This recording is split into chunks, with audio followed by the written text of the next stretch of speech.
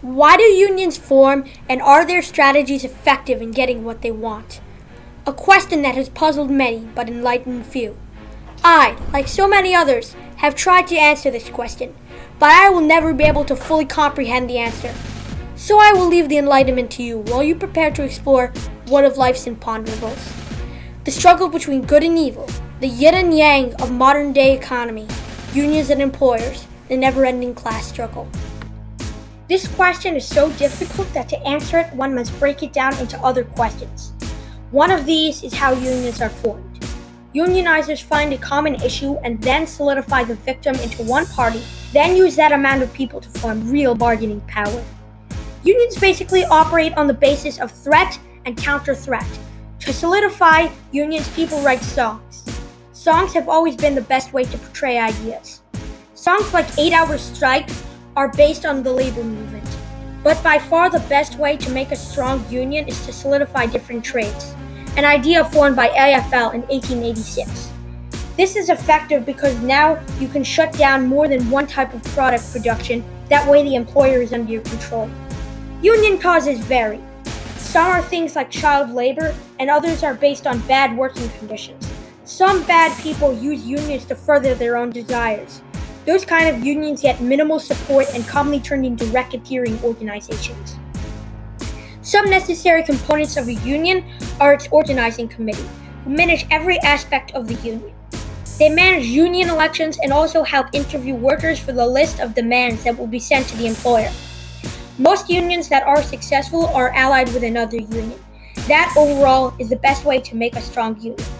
This shows what strategies unions use to obtain their goals. Another one of these questions is the battle tactics of employers, union busting. Now bear with me while I answer, what strategies do companies use to bust unions? The strategies that employers use to bust unions are innumerable. They can be subliminal, like using informants, or they can be broad and bold, like armed strike busting. Today, though, union busting tactics have been limited severely by laws like the Wagner Act and the Norris LaGuardia Anti-Injunction Act. But this does not stop employers from dreaming up new horrible ways to shut down a union. One tactic that employers use is informants. They pretend to be union members and come up with plans while transferring vital information such as upcoming strikes to their employers. Some employers prefer to simply initiate a lockout instead of using informants to shut down from the inside. A lockout is when an employer makes people work overtime prior to a strike. Then when the strike occurs, he locks all work and just sells what he puts in warehouses. The whole basis for union busting is blackmail and lockouts. Unions use squatters and filibusters to counter. Unions also bust unions. For example, the Teamster incident. The IBT shut down an internal union called FAIR. The IBT was shut down but then revived by the Obama administration. This just is one aspect of union busting. The trick to it is to get creative. This shows the factors that can stop union successfulness. Now that you know how unions are stopped, it's about time you learned how the types of unions that are formed. There are 4 ideal types of unions, but I will only talk about 3 today. The craft union is a bunch of workers that have the same expertise or training, like a bunch of artisans. They do not work in the same business or product, but they all want to preserve the skilled workers. They force employers to reserve special well-paying jobs for themselves. They also press for higher wages. Their strategy is to take over an industry and use that power to conquer more industries until they have the whole company. The public sector union is a union that consists of public sector employees such as teachers and policemen. Technically, this union is illegal because they affect their clients in a bad way. The first kind of union is an industrial union. This union maximizes the benefits of workers by grabbing as many members as it can and using the power of numbers to obtain their goals. This shows what strategies apply to each type of the union. Now it's time to go in depth with some laws concerning unions. The first one is the Wagner Act.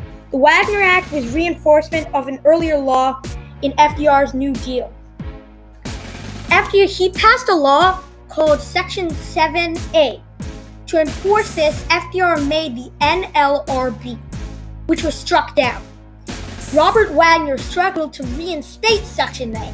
His end result was the Wagner Act, which not only restored Section 7A, but strengthened the NLRB and gave it the right to hold union elections under government supervision. This amazing law caused union membership to skyrocket. According to my interview, Mr. Plunkett, union laws have helped him keep a steady job.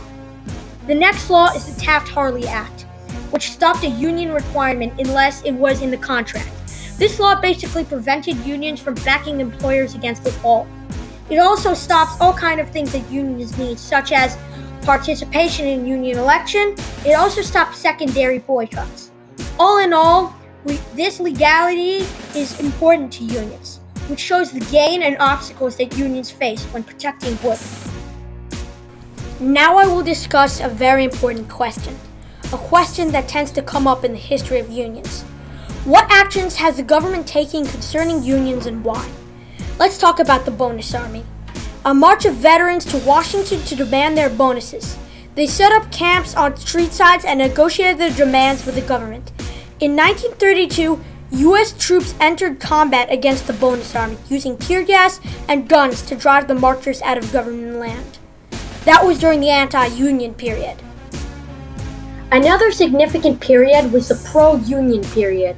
It started with the Norris LaGuardia Anti-Injunction Act. It limited the use of injunctions against unions. They also raised the minimum wage to 25 cents per hour in the maximum 40-hour week.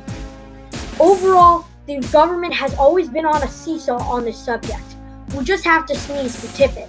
And this aspect of unions is one of the many obstacles or friends that unions face when obtaining their goals. So in conclusion, unions are formed when an economic crisis affects the workplace or when there is a need to obtain special benefits. Their strategies become effective only through the power of numbers. Alone they fail, but together they succeed. Unions have been the defender of the American dream and the helper of all those who have lost sight of it. Whether unions are good or bad depends on whether you are an employer or employee. This struggle between unions and employers is beyond good and evil, in my opinion. It has become a profit versus morality struggle. Neither side has been completely moral. A battle is coming soon, and it is time to choose one side. Which side are you on?